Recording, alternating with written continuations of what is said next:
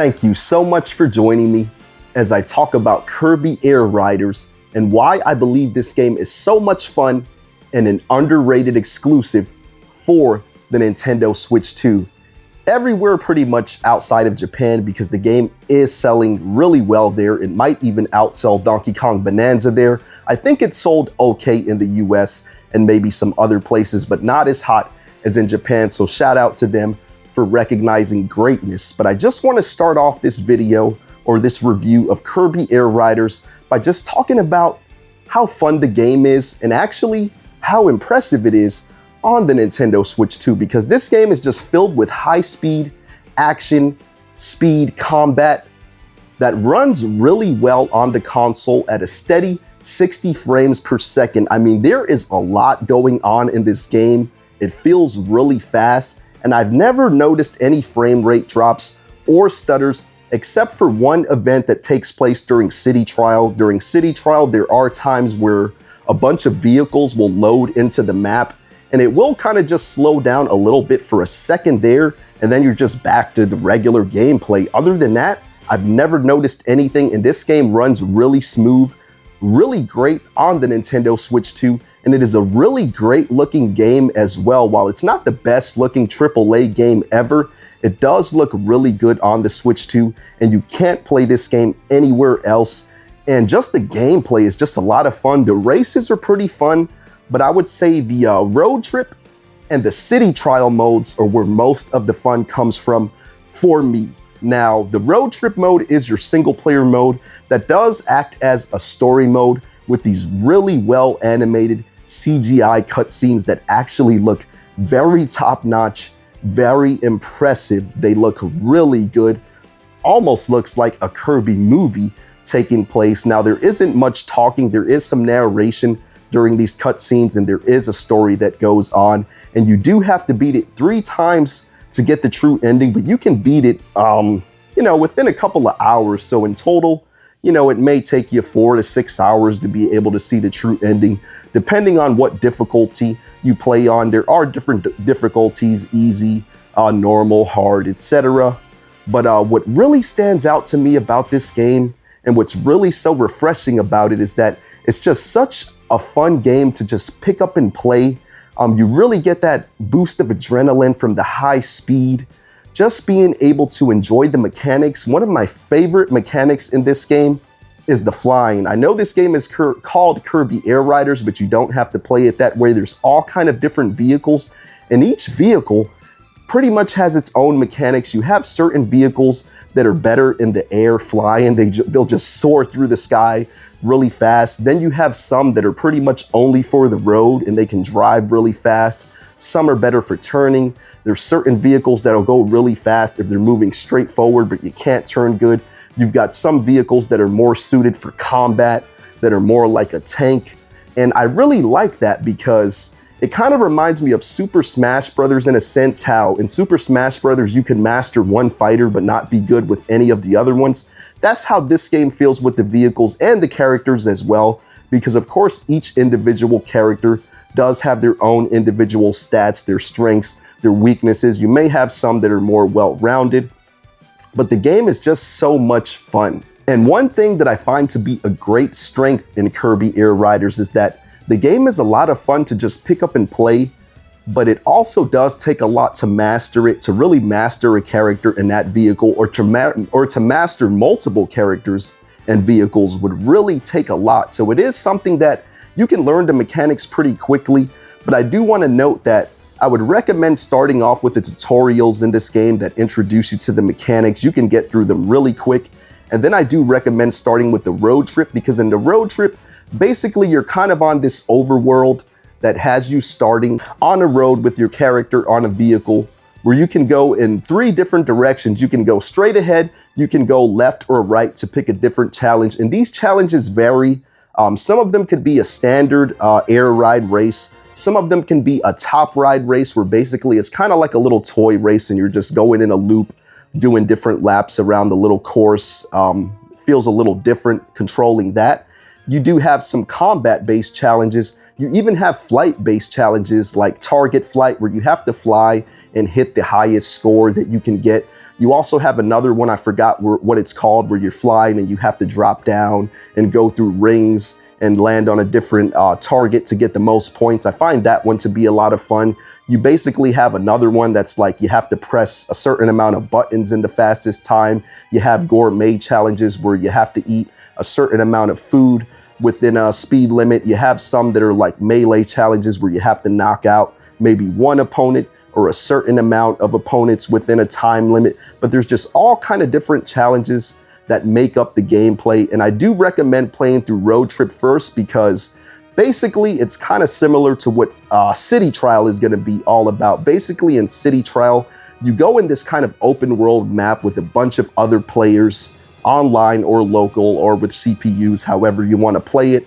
You have 5 minutes to pick up all these different stat upgrades and get your vehicle. You can end up getting whatever vehicle spawns on the map. You can steal vehicles from other players, but basically whatever stats and vehicle you end up with, you kind of want to choose your challenge based on that, because after the time limit is up in City Trial, you have to go into a challenge, and some of them might be based on flight. So if you don't have a good flight build, then maybe go for the melee challenge or the racing challenge, etc. But one thing that's also a ton of fun about City Trial and even Road Trip, if you go to play for the third time, is that you get to experience these legendary vehicles like the Dragoon and the Hydra. And I was lucky enough to be able to get a Hydra during a City Trial online match. And wow, that was just so much fun, so much adrenaline, so much dopamine, because that Hydra just had me easily wiping the floor with everyone, knocking everyone out. And then of course I chose the melee challenge and knocked out like 16 different players in a row. I was just knocking out everyone, dominating, and it was just so much fun. And what I just find so much fun and so refreshing about Kirby Air Riders is during a time where, most of us are adults enjoying playing these games, and there's so many good games coming out, but such little bit of time to enjoy.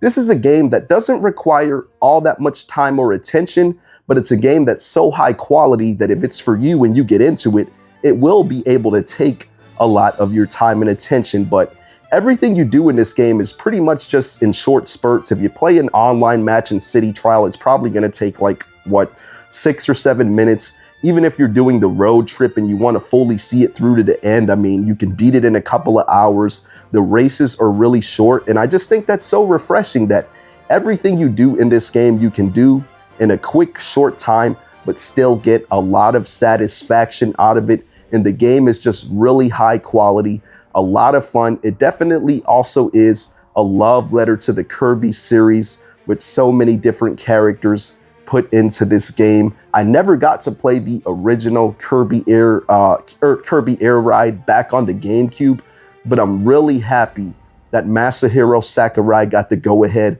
to make a sequel to that game on the Nintendo Switch 2, and I'm really glad that I was privileged enough to get the Switch 2 on day one and play Kirby Air Riders really early on, because this game, in my opinion, if you have a Switch 2 right now this early on, you're a fan of first-party games from Nintendo, you're a fan of, I would say, even stuff like Super Smash Bros. And Kirby, even though this isn't a fighting game in structure, I would say if you like the single-player content in Super Smash Bros., just something fun to pick up and play every now and then and enjoy, I feel like this game kind of carries that same spirit, that same feeling, that same just pick up and play fun. And I think this is something that you may enjoy.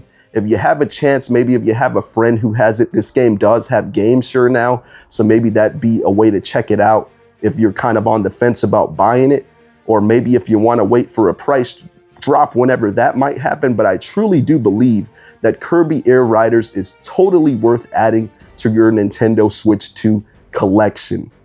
And one thing that I almost forgot to mention in this review is that Kirby Air Riders is a game that just really has so much attention to detail put into it.